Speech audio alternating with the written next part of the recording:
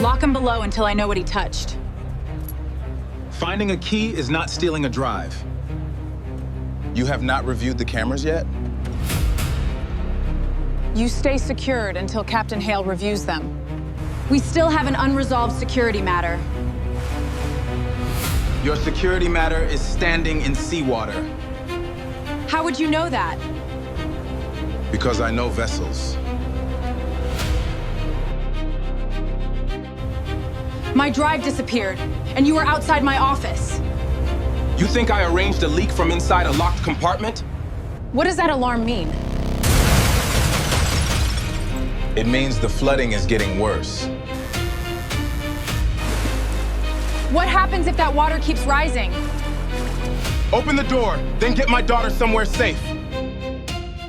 Lock him below until I know what he touched. Victoria Langford did not raise her voice, which somehow made the order colder. The words traveled across the polished aft salon of the Aurelia, while Miami's skyline faded behind tinted glass and late afternoon sunlight scattered across the Atlantic. Ethan Cole stood beside a leather tool bag that Grant Mercer had already opened on the marble-top table. Around them, executives who had been laughing over champagne 5 minutes earlier had gone silent. Ethan looked at Victoria, then at the small silver access key resting beside his tools. "I told you where I found it. Outside my private office," Victoria replied, "in the same corridor where my encrypted drive disappeared." Ethan's jaw tightened. Finding a key is not stealing a drive. Grant shifted closer. "Sir, we can sort this out downstairs." Ethan looked toward the doorway. 7-year-old Maya stood there holding the rope bracelet her mother had made years ago, her small fingers pulling nervously at one frayed knot. She had been coloring at a table on the upper deck when voices brought her downstairs. "Dad!" Ethan's entire expression changed. "Stay there, May." Victoria followed his eyes. For the first time, hesitation crossed her face, but it lasted only a second. She was 26 and already accustomed to rooms changing when she entered them. The Aurelia belonged to her company. The crew answered to her. The missing drive contained information tied to a deal worth hundreds of millions of dollars. Control had solved most problems in her life, and she reached for it now without questioning whether control and certainty were the same thing. "Mr. Mercer," she said, "secure him until Captain Hale reviews the cameras." Ethan stared at her. "You have not reviewed them yet." Victoria said nothing. That silence answered him. Maya hurried forward. He did not take anything. Ethan stepped between his daughter and Grant before gently lowering himself to her height. "Listen to me. Nobody is going to make this bigger than it needs to be. They're taking you away. Downstairs. Not away." Maya's eyes moved toward Victoria. "Did you see my dad take it?" Several people looked at the CEO. Victoria's lips parted, but Grant spoke first. "Young lady, this is an adult matter." Ethan looked up sharply. She asked a fair question. Victoria met Maya's eyes. "No, I did not see him take it." "Then why are you locking him up?" The question landed harder than any accusation Ethan could have made. Victoria glanced toward the executives watching her, then toward the open office door at the end of the corridor.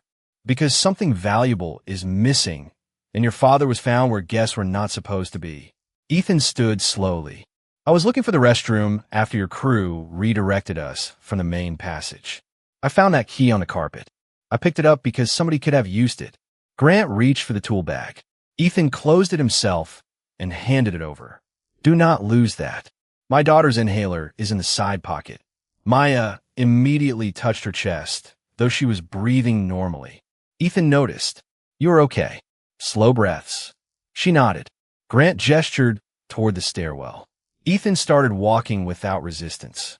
Passing Victoria, he stopped just long enough to say, "When your cameras prove you wrong, remember she watched how you treated me before you knew the truth." Victoria's expression hardened, but her eyes moved toward Maya. The girl had wrapped the rope bracelet around her wrist twice and was staring at her father as though distance itself were dangerous. Below deck, the air changed. The scent of polish wood gave way to metal, fuel, and cool machinery. Grant placed Ethan inside a small service compartment and locked the watertight door from the corridor. The click echoed after his footsteps disappeared. Ethan stood alone beneath a fluorescent light, listening to the steady vibration of the engines. Then another sound emerged behind the steel wall.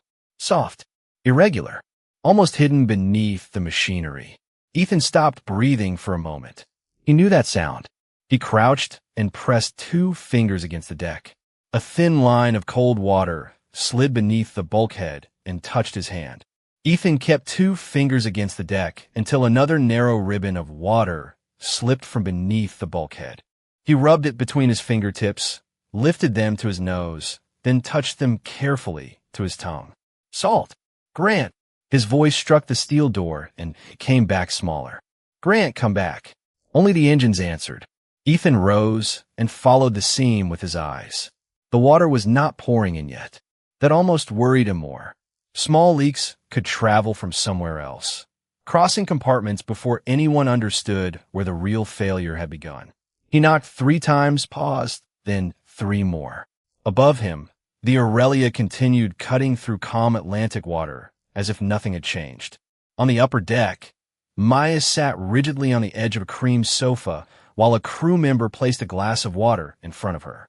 She did not touch it. Victoria stood near the windows, speaking quietly with Grant. How long until Hale checks the cameras? 10 minutes, maybe 15. The system is pulling footage from several corridors. And the drive. Still missing. Maya looked up. My dad said he found the key. Victoria turned. I heard him. He does not lie about things like that. Grant gave Victoria a look suggesting she should ignore the interruption. Instead, Victoria asked, How do you know? Maya frowned, as if the question itself were strange. Because he is my dad. She pulled at the rope bracelet around her wrist. Mom used to say Dad tells the truth, even when the truth makes things harder. Victoria noticed the word used to. Where is your mother? Maya's fingers stopped moving. She died. The answer emptied something from the room. Victoria glanced toward the stairwell where Ethan had disappeared. Before she could respond, a dull metallic knock rose faintly from below. Maya stood immediately. That is him. Grant listened. Another knock came. He was told to wait. Maya stared at him. Maybe he needs something. Victoria checked her phone. Messages from her legal team were already arriving about the missing drive. The acquisition documents stored on it could expose months of confidential negotiations. Every instinct told her to contain the situation, limit movement, preserve control. Go see what he wants, she told Grant. Below deck, Ethan heard footsteps approaching and stepped toward the door. The lock released, but Grant opened it only several inches. What? There is seawater entering this compartment. Grant looked down.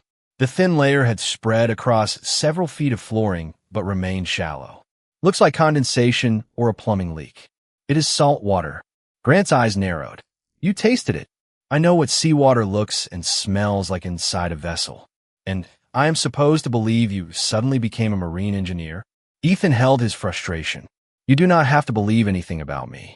Call Captain Hale and tell him you have water where there should not be water. Grant looked at the wet deck, then at Ethan. Stay here. He started closing the door. Ethan caught it with his palm, not forcing it wider, simply stopping it for 1 second.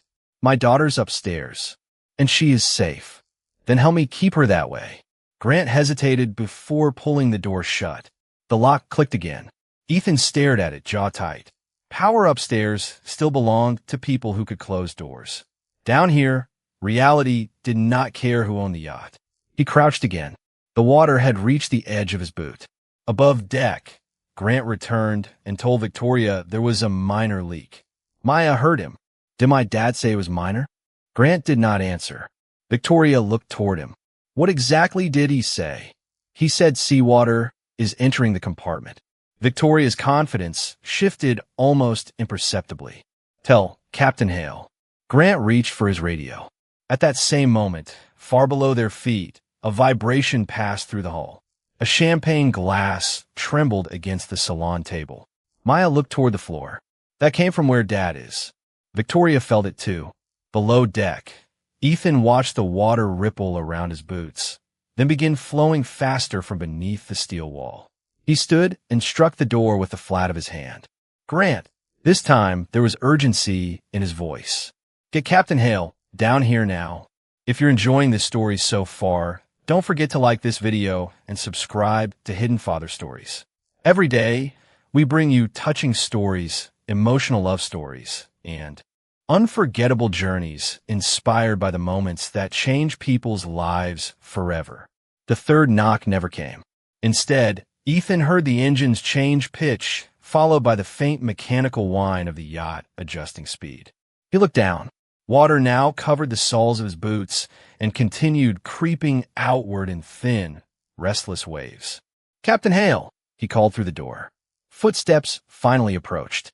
The lock released, and Grant opened the door with Victoria standing behind him. She remained on the dry side of the threshold, one hand holding her phone, while Ethan stood inside the compartment with seawater around his feet. Captain Hale has been notified, Victoria said, then opened the door. We still have an unresolved security matter. Ethan stared at her. Your security matter is standing in seawater. Grant glanced down. It is barely an inch. That is not how flooding works. The water you can see is not necessarily where the failure is. Victoria studied him. How would you know that? Because I know vessels. That is convenient. Ethan gave a short breath that held no humor. You think I somehow arranged a leak from inside a locked compartment? Victoria's expression tightened. I think my drive disappeared. You were found outside my office with an access key, and now you are demanding unrestricted movement. I am demanding you call the person responsible for keeping this yacht afloat. A small voice came from behind Victoria. Dad! Ethan's anger disappeared instantly. Maya stood at the end of the corridor, despite the crew member who had been asked to keep her upstairs. May, stay back. She hurried closer until Grant raised one hand. Sweetheart, you cannot come through here. Maya ignored him and looked at the water around Ethan. Why is the floor wet? That is what I am trying to find out. Her eyes moved to the locked doorway between them. Can he come out now? Victoria hesitative. Ethan watched her carefully. Maya stepped closer and pressed her palm against the steel door. Dad! Ethan placed his hand against the opposite side, separated from hers by several inches of metal and the narrow opening Grant controlled. I am right here. Maya swallowed. You always say that. Because I always am. Her fingers tightened around the rope bracelet. Victoria looked from the child's hand to Ethan's, and something uncertain crossed her face. Then Captain Robert Hale appeared at the corridor entrance carrying a handheld radio. Nobody move. He crouched beside the threshold and touched the water. When did this start? About 10 minutes ago, Ethan answered. Hale looked sharply at Grant. 10 minutes. Grant shifted. We believed it was a minor plumbing issue. Ethan said nothing. He did not need to. Hale followed the direction of the flow, then keyed his radio. Engineering, confirm bilge levels in lower machinery spaces. Static answered before a crew member replied. Checking now, Captain. Victoria folded her arms. Could this be connected to whatever he was doing near my office? Hale looked at her as if he had not heard correctly. Ma'am, right now I have water inside a compartment that should be dry. I am not investigating your missing drive. Ethan held Victoria's gaze. For the first time since the accusation, someone else had drawn the boundary she had refused to see. A warning tone suddenly sounded through the yacht. Once, then again. Hale's radio came alive. Captain, high water alarm in the port machinery space. His expression changed. Victoria looked toward Ethan. What does that mean? Ethan answered before Hale could. It means this is not an inch of water anymore. The yacht rolled gently beneath them. Somewhere above, glass slid across a table and shattered out of sight. Maya flinched. Ethan immediately focused on her. Look at me, May. Slow breath. She inhaled. Again. She obeyed. Victoria watched the frightened child become calmer simply because her father remained calm behind a locked door. Alles tut. Grant, open it. Victoria looked at him. Captain. Hale turned toward her. On this vessel, during an emergency, I make the safety decisions. Grant reached for the lock. Victoria's authority had not disappeared, but suddenly it had limits. Before the mechanism released, another message came over Hale's radio. Captain, bilge pump 1 is running continuously. Water level is still rising. Silence held the corridor for half a second. Maya looked directly at Victoria. My dad was trying to warn you. Victoria had no answer. Ethan did. Open the door. Then get my daughter somewhere safe. The lock released with a heavy click, and Ethan stepped through before Grant had fully pulled the door open. Maya ran straight into him. Ethan dropped to one knee and wrapped both arms around her, closing his eyes for half a second as the yacht vibrated beneath them. I told you I was right here. Maya pressed her face against his shoulder. They would not let me come down. Ethan looked at Victoria, but whatever he wanted to say stayed behind his teeth. This was not the moment. Captain Hale raised his radio. Engineering report. A voice answered through static. Water level rising in the port machinery space. Primary bilge pump is operating, but it is not keeping up. Ethan stood, keeping one hand on Maya's shoulder. Do you have a flooding diagram? Hale looked at him. Why? Because if water reached that service compartment from the machinery space, you need to know which boundaries are still holding. Victoria stared at Ethan. You said you knew vessels. Edo. How well? Ethan looked toward the water flowing beneath the doorway. Well enough to know we should not be standing here discussing my resume. Hale almost smiled despite the situation. Come with me. Ethan did not move. My daughter goes somewhere safe first. The captain nodded immediately. Upper muster station. Life jacket on. Crew member stays with her. Maya grabbed Ethan's hand. You are coming too. Ethan crouched again. I need to help Captain Hale understand what is happening. Her face tightened. You just got out. The sentence hit harder than she intended. Ethan glanced at the steel door that had separated them. Then he looked at Victoria. She does not leave your sight. Victoria seemed surprised.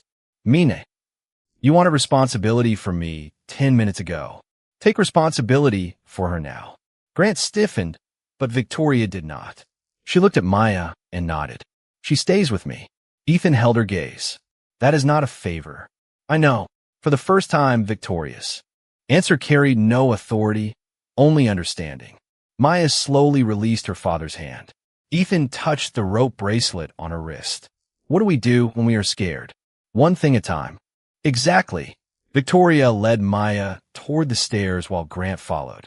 Halfway up, Maya turned. Dad. Ethan looked back. Come find me. Always. Hale handed Ethan a laminated systems diagram from an emergency cabinet. Ethan studied it while they moved toward the machinery access corridor. Where did you learn this? Hale asked. Later. Fair enough. Ethan traced the compartment layout with one finger.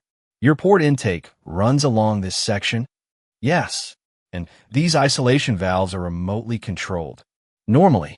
Hale's radio crackled. Captain, we are losing electrical power to the port side control panel. Ethan stopped walking. Then remote closure may not matter. Above deck, emergency lighting flickered on. Maya looked toward the ceiling.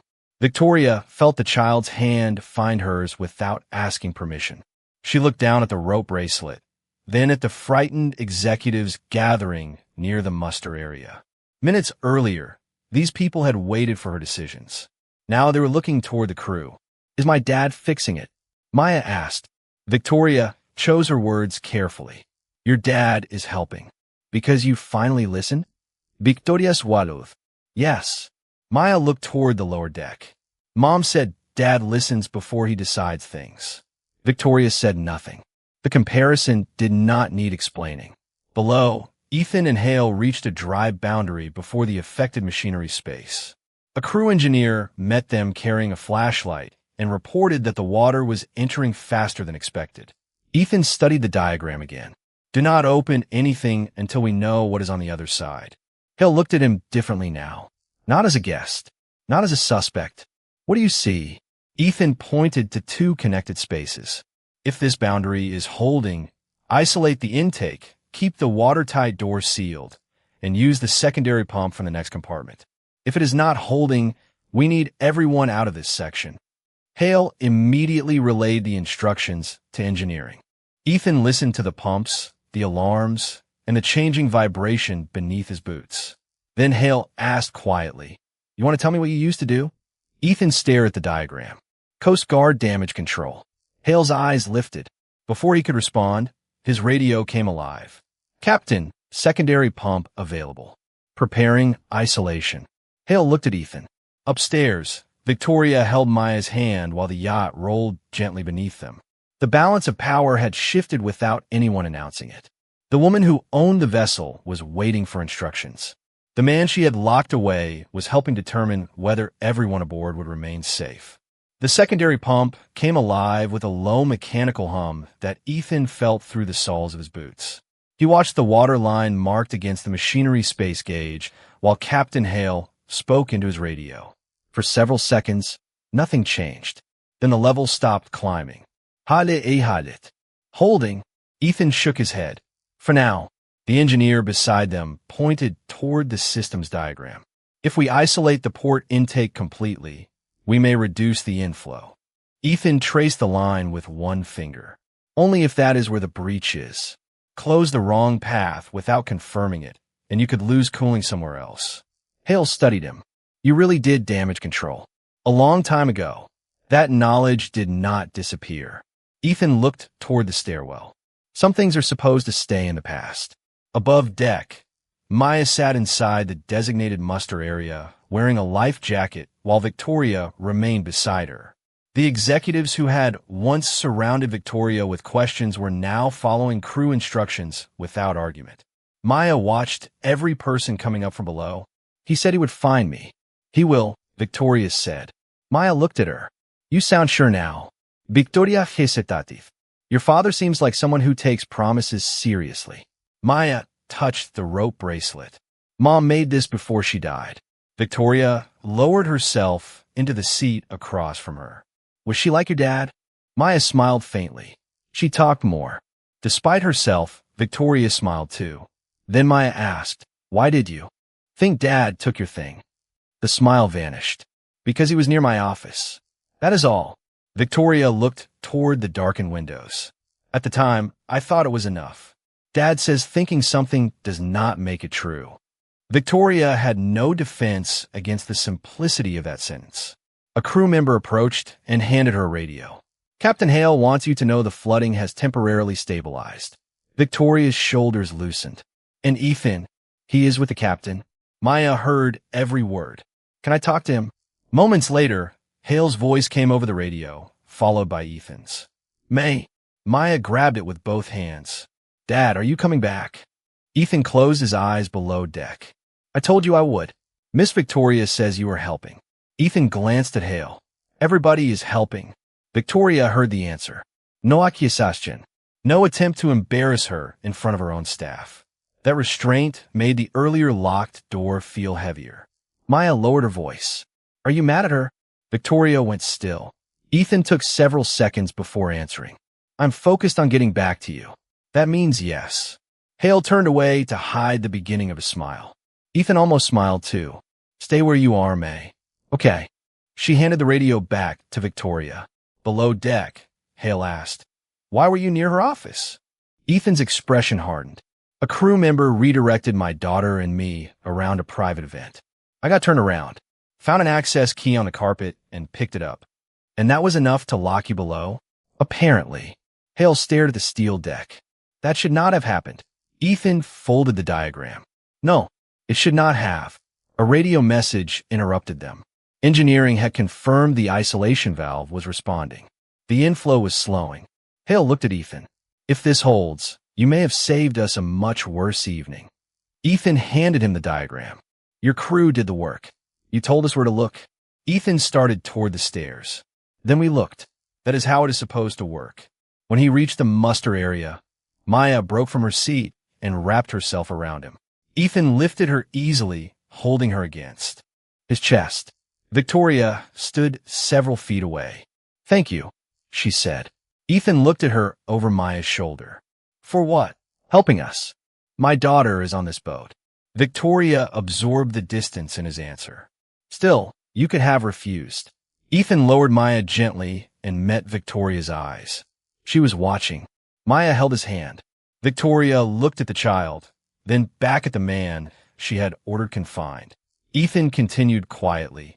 I cannot teach her dignity by throwing mine away because somebody gave me a reason. Before Victoria could answer, another alarm sounded below deck. This one was different. Hale's voice immediately came through the radio. Ethan, do not leave the muster area yet. The yacht tilted almost imperceptibly beneath their feet. Ethan looked toward the lower corridor. The first problem had slowed. Something else had just begun.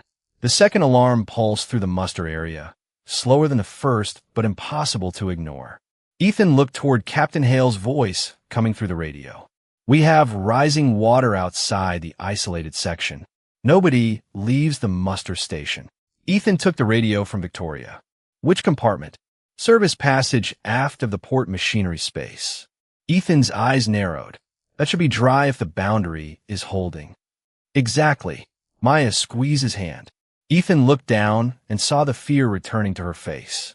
Hey, one thing at a time, remember? She nodded, but her fingers did not loosen. Victoria watched them while the emergency lights painted soft amber lines across the salon. The yacht rolled gently beneath their feet. Ethan raised the radio again. Captain, check whether the watertight door fully seated before the power fluctuation. If it did not, water could be passing the boundary. Hale answered after several seconds.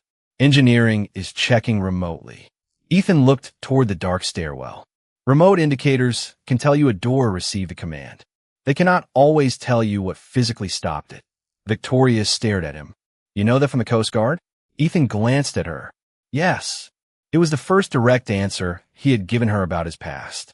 Maya looked up proudly. Dad used to help boats. Ships. Ethan corrected softly. Big ones. Maya almost smiled. The alarm continued.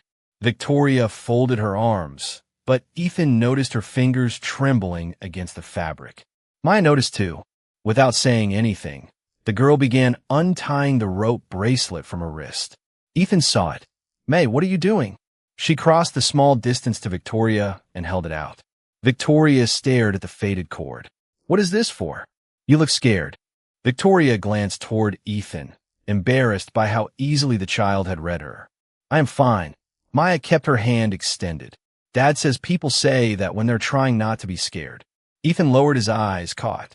Victoria gave a small breath that almost became a laugh. Your father says a lot of things. Mom made it. That changed Victoria's expression. Maya placed the bracelet in her palm. She said scared people need something to hold. Victoria closed her fingers around it carefully. Then you should keep it. I have, Dad. Silence settled between them. Ethan looked at his daughter, and for one heartbeat the alarm seemed farther away. Naomi had been gone 3 years, yet there she was again in a sentence Maya had remembered. Victoria looked at Ethan. She sounds like her mother. More every day. Before Victoria could respond, Hale's radio transmission cut through the moment. Confirmed. Port watertight door is not fully seated. We have an obstruction at the lower track. Ethan immediately focused. Do not send anyone into an unsafe compartment just to clear it. Can the crew inspect from the dry side? Yes. Then keep the affected spaces isolated and bring the secondary pump online where you still have power. Victoria listened as Hale accepted Ethan's recommendation without hesitation. 30 minutes earlier, her word had been enough to put him behind a locked door. Now the captain was asking for his judgment while she stood holding a bracelet from the daughter of the man she had condemned. Maya whispered, Can Dad stay here now? Ethan looked at the radio. Hale answered before he could. For the moment, yes. My crew can handle the inspection. Ethan exhaled and crouched beside Maya. See? Sometimes helping means knowing when somebody else can do the job. Victoria heard that too. Is that why you left the Coast Guard? She asked. Ethan's face became still. Maya looked between them. Dad does not talk about that much. Victoria immediately softened. Then he does not have to. Ethan seemed surprised by the restraint. He sat beside Maya instead of answering. Several minutes passed before Hale reported that the obstruction had been identified and the crew was working from the safe side while pumps controlled the water level. The yacht remained stable. Victoria looked at the bracelet in her hand. I owe you this back. Maya shook her head. When you're not scared anymore. Victoria looked toward Ethan. And when is that? Maya leaned against her father. When you know somebody is coming back for you. Ethan's hand settled gently over his daughter's shoulder. Victoria stared at the rope bracelet, then toward the lower deck where she had ordered Ethan confined. For the first time that evening, she understood that the locked door had not only taken away a man's freedom. For a frightened little girl who had already lost one parent, it had threatened the promise she depended on most. For several minutes, the alarm stayed quiet. The Aurelia moved slowly now, engines reduced while Captain Hale's crew monitored the pumps and the partially seated watertight door. Ethan sat beside Maya in the muster area, one arm around her shoulders. Across from them, Victoria still held Naomi's rope bracelet in her palm. She had stopped pretending she was not afraid. "Your mother made this herself?" she asked. Maya nodded. "At a Coast Guard family day. Dad tied the first knot wrong." Ethan looked over. That detail was unnecessary. "Mom said you made a knot that could embarrass the whole Coast Guard."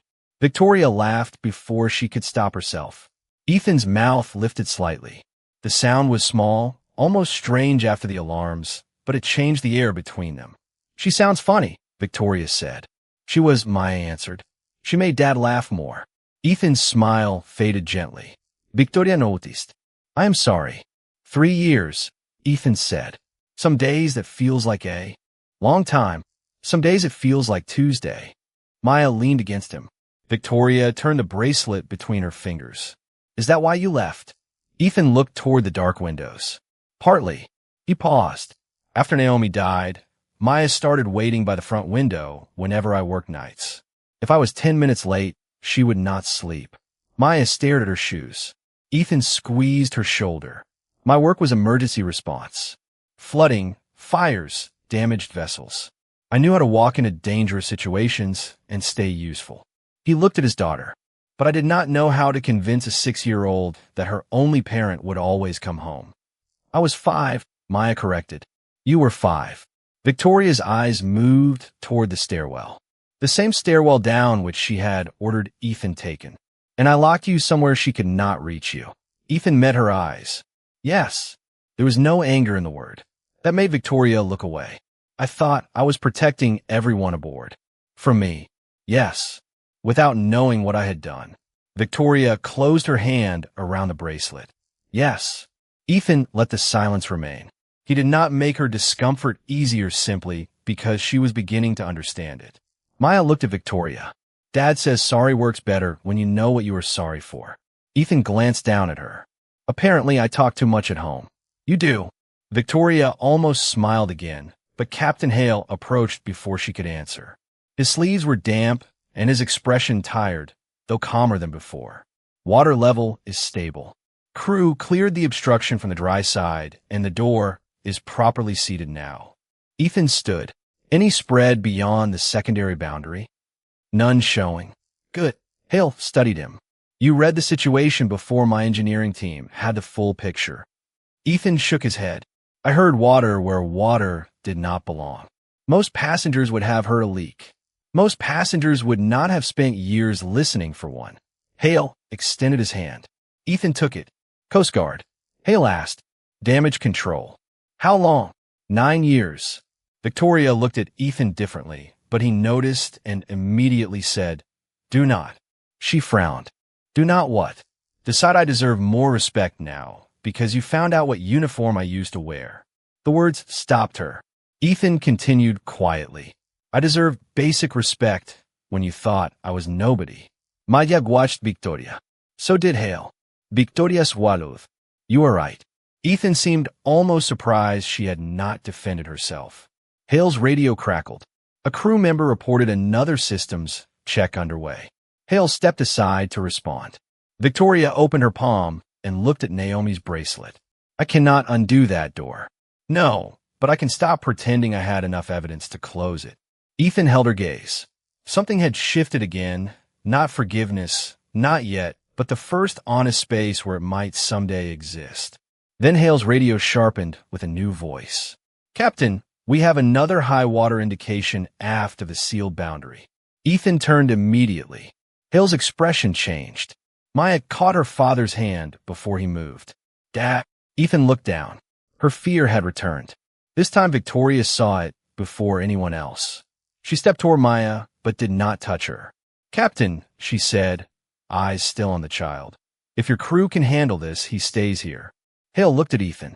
Ethan looked toward the lower deck, then at his daughter. For the first time that evening, Victoria Langford had placed Maya's need for her father above the safety of the yacht carrying her own name. Before we continue, take a quick second to subscribe to Hidden Father Stories if you haven't already. If you love powerful family dramas, surprising stories, real-life inspired journeys, and stories with meaningful life lessons, you're in the right place. Your support helps us create a brand new cinematic story every single day. He stays with his daughter unless you truly need him. Victoria's words left the muster area unusually quiet. Captain Hale looked from her to Ethan, then raised the radio. Engineering, confirm whether the aft indication is actual flooding or sensor fault. Static filled the pause. Maya kept both hands around Ethan's fingers. He could feel her pulse through them. I can go if they need me, he said. I know, Victoria replied. That is not the same as needing you. Ethan studied her. Hours earlier, she had treated authority as permission to decide where he belonged. Now she was questioning whether her own property deserved priority over his daughter. Hale's radio answered. Captain, confirmed water in the aft service passage. Source unknown. Secondary pump is controlling the level, but slowly. Ethan's eyes moved toward the systems diagram still lying on a nearby table. Hale saw it. My engineers know the layout. I know. Ethan looked at Maya. But I also know what they are listening for. Maya immediately shook her head. Dad, you promised. Ethan crouched. And I am keeping that promise. You said you would come back. I came back. Then stay back. The words nearly broke his composure. Victoria turned away for a moment, giving them privacy. Ethan touched the rope bracelet missing from Maya's wrist, then glanced toward Victoria's closed hand. When your mom was alive, she used to tell me courage was not always running toward the problem. Maya sniffed. What else is it? Sometimes it is knowing what needs you most. I need you most. Ethan closed his eyes for one heartbeat. I know. Ethan, I can send my chief engineer. You stay here. Relief crossed Maya's face, but Ethan looked toward the lower deck. Tell him not to open any boundary until he confirms pressure and water level on both sides. If the secondary pump is keeping up, there is no reason to rush. Hale nodded and relayed the instruction. Victoria watched Ethan remain seated while every instinct in him seemed to pull toward the emergency. She understood something she had missed before. His restraint was not hesitation. It was discipline. Minutes passed. The yacht moved gently beneath them. Maya leaned against Ethan while Victoria sat across from them, still holding Naomi's bracelet. Then Grant approached with a tablet. His expression had changed. Miss Langford, we found something. Victoria Stuth. The drive? Not yet, but security finished reviewing the corridor footage. Ethan looked up. Grant continued carefully. Mr. Cole never entered your office. Silence settled over the room. Victoria stared at him. You said he was seen leaving that corridor. He was. The camera shows him walking past the office, finding the access key near the carpet runner, and picking it up. He continued toward the guest passage less than 30 seconds later. Maya sat straighter. So Dad told the truth. Grant lowered the tablet. Yes. Victoria looked at Ethan. He did not smile. He did not say he had warned her. That made the moment heavier. And the drive? She asked. Still being traced. Ethan's voice was quiet. Does that matter to what you did to me? Victoria met his eyes. No gran skiftidan comfortably. Miss Langford, I carried out the security procedure. Victoria turned toward him. You carried out my order. I could have challenged it. And I could have waited for evidence. Ethan watched her take responsibility without moving it on to someone with less power. Maya looked between them. Does that mean she knows she was wrong? Ethan answered without taking his eyes off Victoria. It means she knows part of it. Victoria accepted the distinction. Hale's radio suddenly came alive again. Captain, we found the aft source. Water is passing around the lower edge of the watertight door. Something is preventing a complete seal. Ethan stood instinctively. Maya grabbed his hand. Hale raised one palm. My crew has it. Ethan stopped. Another message followed. We can inspect from the dry side. Pump is holding. Ethan slowly sat again. Victoria noticed the choice. That was difficult for you. What? Letting someone else handle it. Ethan looked at Maya resting against his shoulder. Not as difficult as teaching her that everybody else comes before she does. Victoria opened her hand. Naomi's bracelet lay across her palm. I think I understand why you left the Coast Guard. Ethan looked at her. You understand one piece. Before Victoria could answer, Grant's tablet chimed. He read the new message twice. Miss Langford. His voice had gone strangely flat. They found the drive. Victoria Stuth. Where? Grant looked at Ethan, then back at her. It never left your office suite. Grant turned the tablet so Victoria could read the message herself. Your executive assistant moved the drive into the fireproof safe before departure. She found your office door unsecured after the briefing and followed company protocol. Victoria read the words twice. Around them, the emergency lighting hummed softly while the yacht continued its slow movement through dark water. Why did nobody tell me? She sent a message before we left Miami, Grant said. It was buried in the security thread when the flooding alarm started. Victoria looked toward Ethan. He sat beside Maya with one arm around her shoulders, his expression unreadable. So Dad did not take it, Maya said. Victoria lowered the tablet. No, Maya Watif. And he did not go into your office. No. And the key was on the floor like he said. Victoria swallowed. Yes. The child looked at her with the quiet seriousness that had unsettled Victoria all evening. Then tell him. Ethan glanced down at Maya, but he did not interrupt. Victoria crossed the space between them. She stopped several feet away, no longer carrying herself like the owner addressing a guest. Ethan, the drive was secured by my assistant before departure. Security footage confirms you never enter my office. The access key was exactly where you said it was. Ethan held her gaze. So what does that make me now? Victoria's face tightened. Innocent. I was innocent before your tablet told you. Yes. Before Captain Hale needed me. Yes. Before you learned I served in the Coast Guard. Victoria looked down at Naomi's bracelet in her palm. Yes. Ethan's voice remained quiet. That matters. I know. Grant stepped forward. Mr. Cole, I should have challenged the order before locking that compartment. Ethan looked at him. You should have. Victoria turned toward Grant. The order was mine. I carried it out. Because I gave it. She looked back at Ethan. Put that in the incident record exactly as it happened. No softened language. No suggestion that Ethan was detained because evidence justified it. There was no evidence. Grant nodded. Understood. Maya leaned closer to her father. Is she saying sorry? Ethan watched Victoria. She is telling the truth. That comes first. Victoria accepted the words without protest. Captain Hale approached from the communication station. The aft water level is dropping. The crew cleared debris from the dry side of the door track and restored the seal. Pumps are gaining on the remaining water. Several passengers exhaled with relief. Hale continued. We are not resuming the trip. Coast Guard has been notified, and I have requested assistance and a tow inspection before we move farther. Victoria nodded immediately. Whatever you need. Hale looked briefly surprised. Earlier, she might have asked what the delay would cost. Now she only asked, everyone aboard accounted for? Yes. Maya looked up at Ethan. So we are safe? Ethan chose the same careful honesty he always used with her. We are safer than we were. The crew still has work to do. Maya nodded. One thing at a time. Exactly. Victoria looked at the bracelet again.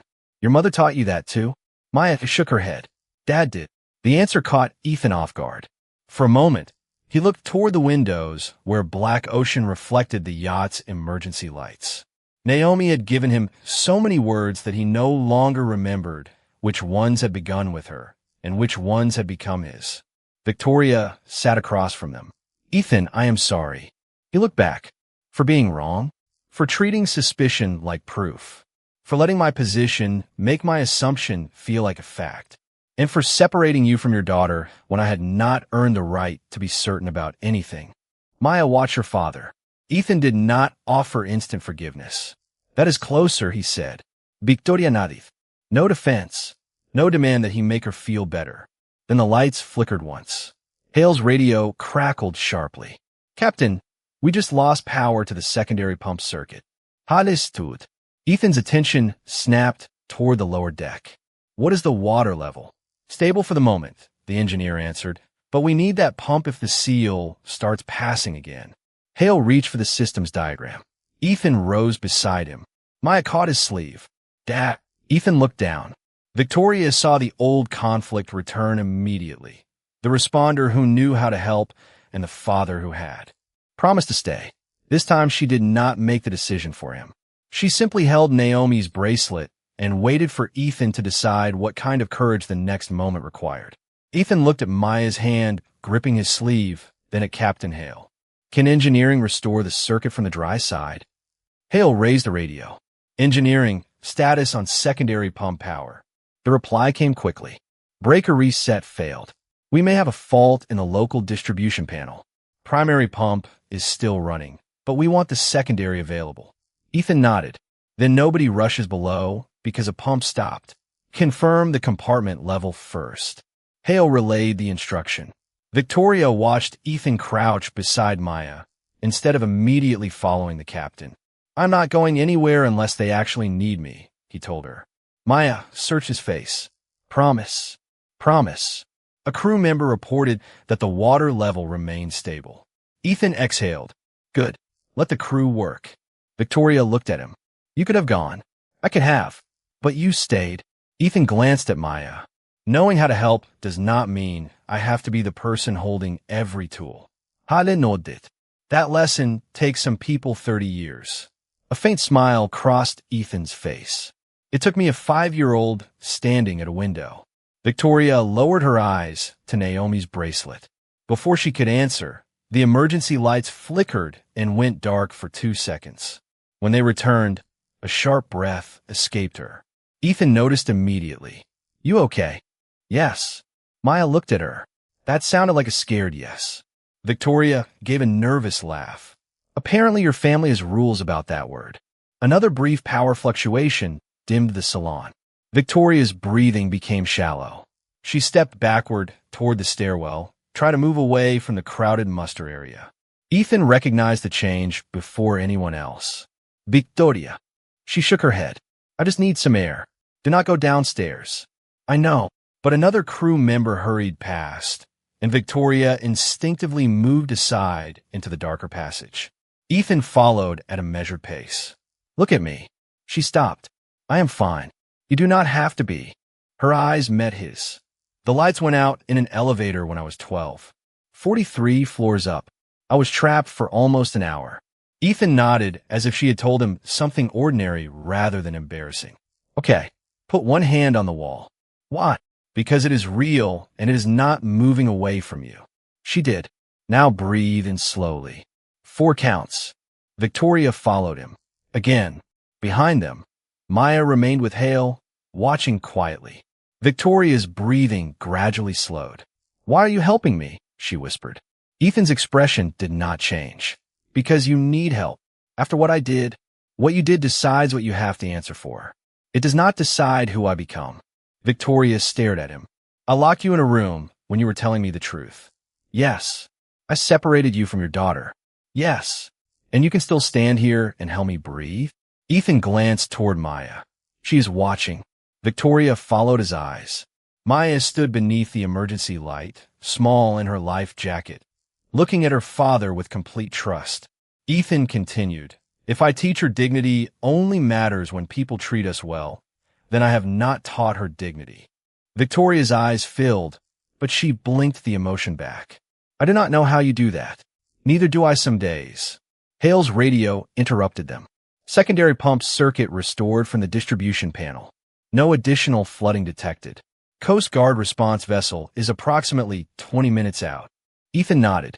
Good. Victoria slowly removed her hand from the wall. Thank you. You are welcome. She looked surprised by the simplicity of his answer. No punishment hidden inside it.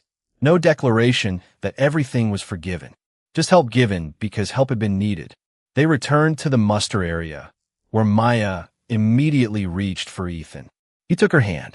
Victoria sat nearby, still holding the rope bracelet. Several minutes later, distant white lights appeared beyond the yacht's windows. Hale liftet binoculares. Coast Guard. Maya smiled. Dad, your old people are coming. Ethan laughed softly. That is one way to say it. As the response vessel drew closer, Hale received a radio call and glanced unexpectedly at Ethan. They asked whether Ethan Cole aboard this yacht is the same Ethan Cole who served at Station Key West. Ethan's smile disappeared. Victoria looked at him. Why would they ask that? Ethan stared through the glass at the approaching lights. I do not know. Hale listened to the radio for another moment, then slowly lowered it. I think I do. The Coast Guard response vessel eased alongside the Aurelia under a wash of white deck lights, its arrival bringing a different kind of quiet to the passengers gathered inside. Captain Hale spoke with the boarding team, while Ethan remained beside Maya, clearly hoping whatever recognition had passed over the radio would end there. It did not. A senior chief stepped into the salon, removed his cap, and stopped when he saw Ethan. Cole! Ethan gave a small nod. Senior Chief Bennett. Bennett stared at him for a second, then smiled in disbelief. I heard the name and thought there could not be two of you. Maya looked up at her father. You know him? Ethan answered carefully. We work together. Bennett laughed softly. That is one way to describe it. Ethan gave him a warning look, but Victoria had already noticed. What does that mean? Bennett glanced at Ethan. You never told him? There was nothing to tell. Nothing. Bennett shook his head. This man spent 9 years in damage control. During a flooding emergency off the Florida Keys, his team kept a disabled vessel stable long enough for everyone aboard to be transferred safely. He received a Coast Guard Commendation Medal for his part in that response. The room went still. Grant lowered his eyes. Victoria looked at Ethan as though another piece of the evening had shifted beneath her feet. Maya, however, looked offended. You have a medal? Ethan sighed. It is in a box. You told me that box had old paperwork. It also has old paperwork. Bennett laughed again. Still the same Cole. Victoria stared at Ethan. You never mentioned any of this. His expression hardened slightly. Why should I have needed to? The question stopped her. Ethan continued. Would a medal have made the security footage appear sooner? Would 9 years in uniform have made my word worth more when I told you where I found the key? Victoria looked at the bracelet in her hand.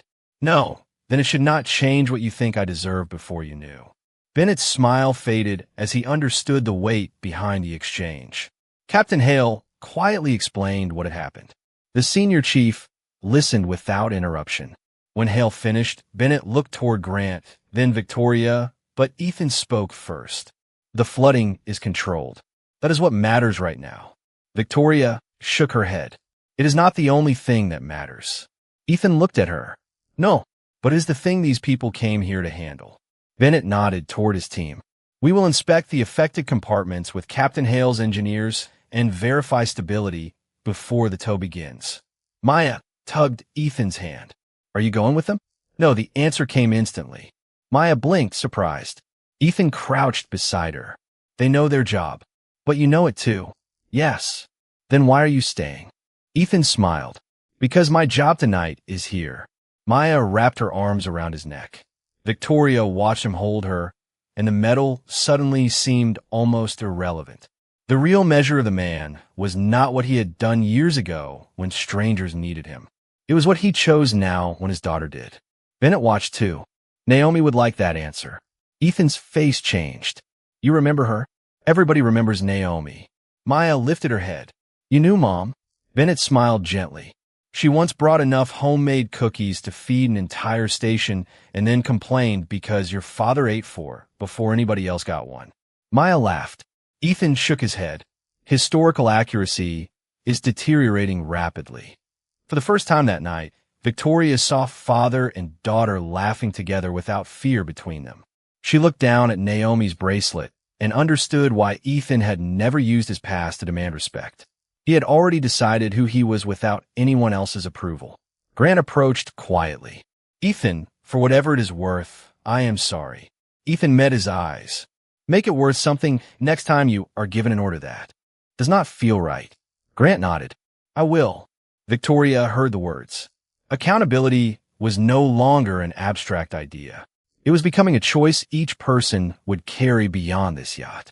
Outside, Coast Guard lights moved across the dark water as the inspection began. Maya rested against Ethan's chest, suddenly exhausted. Victoria stepped closer and held out Naomi's bracelet. Maya shook her head sleepily. Not yet. Victoria posed. What? Maya closed her eyes against her father's shoulder. You are still learning not to be scared. Ethan looked at Victoria. She closed her fingers around the bracelet again. This time, she did not argue. By the time the tow vessel began guiding the Aurelia toward Miami, the black horizon had softened into the first gray suggestion of morning. The Coast Guard inspection had confirmed the flooding was contained, the damaged systems were stable, and every passenger and crew member was accounted for. Maya slept against Ethan's shoulder beneath a borrowed blanket while he sat near the windows, watching harbor lights grow brighter. Across the salon, Grant finished documenting the security incident. Victoria stood beside him. Read it back. Grant hesitated. Miss Langford, we can finalize this ashore. Read it now. He looked at the report. At approximately 5:40 in the afternoon, Ethan Cole was confined in a lower service compartment following the disappearance of an encrypted company drive and discovery of an access key in his possession. Victoria's expression tightened. That makes it sound like the key belonged to him. Grant nodded and corrected the wording. The access key was found by Mr. Cole in a guest corridor. Subsequent video review confirmed he did not enter the private office and that he immediately continued toward the guest passage. Keep going. The encrypted drive was later located inside the office suite, where it had been secured by an executive assistant before departure. Victoria looked toward Ethan. He was awake now, listening without interrupting. Add that there was no evidence connecting him to the missing drive when I ordered him confined. Grant paused. That is unusually direct language for an internal report. That is why it stays. Grant typed the sentence. And add that I gave the order. Ethan finally spoke. Why? Victoria turned. Because everyone in that room heard me treat you like you were guilty. The correction should not happen quietly. Ethan studied her for several seconds. That is a start. She nodded. I know. Captain Hale entered from the passage and announced that they would reach the marina shortly. The executives began gathering their belongings, but Victoria stopped them before anyone could leave the salon. There is something you need to hear first. Ethan shifted slightly, clearly uncomfortable with becoming the center of the room. Victoria did not mention his Coast Guard medal. She did not mention that he had helped stabilize the yacht. Instead, she said, earlier tonight, I accused Ethan Cole without sufficient evidence. I ordered him confined while security investigated. The evidence later proved exactly what he told us from the beginning. He did not enter my office. He did not take the drive. He found the access key and attempted to return it. Nobody spoke. Victoria continued. The decision was mine. It was wrong. Grant stepped forward. I carried out that order. And I gave it, Victoria repeated. Neither of us gets to hide behind procedure. Maya stirred against Ethan's shoulder. Her eyes opened slowly. Are we home? Almost, Ethan whispered. She noticed everyone standing. What happened? Victoria crouched several feet away, so she was closer to Maya's eye level without entering her space. I told everyone your dad did nothing wrong. Maya blinked sleepily. Did you tell him? Victoria looked at Ethan. I treated suspicion like proof. I decided your presence near my office meant more than your explanation. Then I used my authority to make that assumption somebody else's problem. I am sorry. Ethan remained quiet. Victoria did not rush him. I cannot ask you to pretend it did not happen, she continued.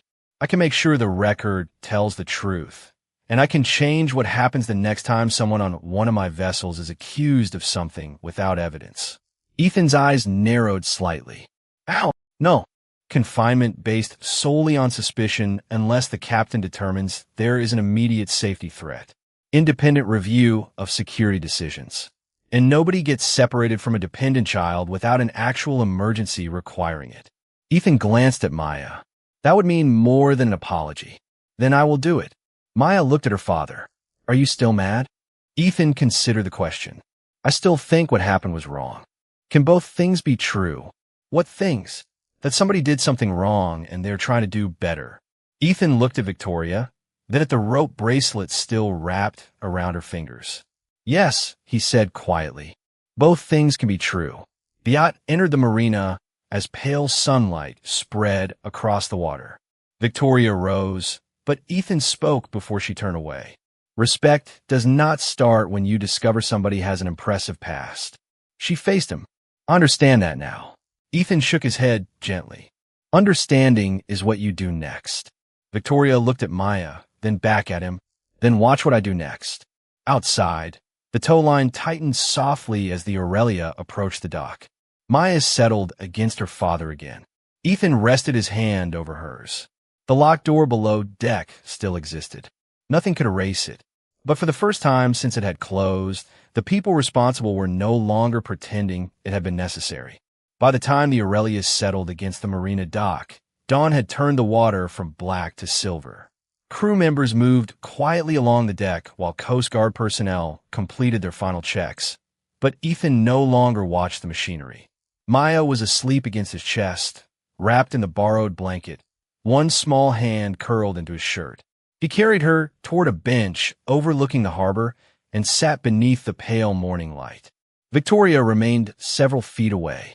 For once, nobody surrounded her with phones, schedules, or questions. She looked younger without the machinery of authority around her. In her hand was Naomi's rope bracelet. Ethan noticed it but said nothing. After a while, Victoria sat at the opposite end of the bench. I kept thinking about that door, she said. Ethan watched the harbor. So did Maya. Victoria lowered her eyes. I thought control made me safe. If I controlled the people, the information, the situation, then nothing could surprise me. And did it work? No, a tired smile touched her face. It made me certain when I should have been careful. Ethan looked at her then. Certainty can be expensive when somebody else pays for it. I know. She paused. I cannot change what I did. No, but I can change what it teaches me. Ethan looked down at Maya. That part is up to you. Victoria turned the bracelet slowly between her fingers. Can people come back from being wrong? Ethan was silent long enough that the harbor sounds filled the space between them. A line tapped gently against a mast. Water moved beneath the dock. Somewhere behind them, a crew member closed a storage compartment. If they come back different, he finally said. Victoria Nadif. Maya stirred. Her eyes opened halfway, and she looked first at Ethan, then at Victoria. You are still here. Victoria smiled softly. I am. Maya noticed the bracelet. Are you still scared? Victoria considered the question with more seriousness than most adults would have given it. A little. Maya sat up against her father. That is okay. It is. Dad gets scared too. Ethan raised an eyebrow. I thought we agreed not to reveal family secrets. Maya smiled. Victoria laughed quietly. The sound carried none of the confidence Ethan had heard when they first boarded. It was simply human. Maya reached for the bracelet, and Victoria opened her palm, expecting her to take it back. Instead, Maya closed Victoria's fingers around it. You can keep it until you are not scared anymore. Victoria's eyes filled. This belonged to your mom. She liked helping people. Ethan looked at his daughter. For a moment, he could almost hear Naomi teasing him about that terrible first knot. Victoria glanced at Ethan. Is it okay? Ethan did not answer immediately. Forgiveness was not pretending the locked door had never closed. Kindness was not surrendering dignity. Respect was not something a medal should have been required to earn. He finally nodded. Take care of it. Victoria closed her hand around the bracelet. I will. Grant approached from the yacht, but stopped several yards away. Miss Langford, transportation is ready. Victoria stood, then looked at Ethan. The policy changes I promised will be in writing today. Good. You do not have to believe me yet. Ethan gave a small nod. That is probably the first thing you have said all night that makes me more likely to. She smiled faintly. Maya waved. Victoria waved back and started toward the waiting car, then stopped. Ethan, he looked up. Thank you for helping me when you had every reason not to. Ethan rested one hand on Maya's shoulder. Having a reason to become less kind does not mean you have to use it. Victoria looked at him for a long moment, then walked away. Maya leaned against her father. Do you forgive her? Ethan watched the morning sun spread across the marina. I think forgiveness sometimes starts before you know you are ready to call it that. Maya seemed satisfied. She rested her head against him again. Behind them, the Aurelia sat motionless while pumps, paperwork, and repairs continued. The yacht would be fixed. Policies could be rewritten. Records could be corrected. The harder repair had begun somewhere quieter, in the space between being proven wrong and choosing to become different. Ethan held his daughter as sunlight warmed the dock. He had entered the night as a man somebody thought could be locked away without being heard. He left it without needing revenge, applause, or medal to tell him who he was. And Victoria left carrying a faded rope bracelet that reminded her of something money and authority had never taught her. Dignity belongs to people before they prove anything at all. Every story leaves us with a question. What would you have done if you were in their place? Share your thoughts in the comments below. We'd love to hear your perspective. If you enjoy touching stories, inspiring life journeys, emotional family dramas, and unforgettable love stories, don't forget to like, subscribe to Hidden Father Stories, and turn on notifications. A brand new cinematic story is waiting for you tomorrow.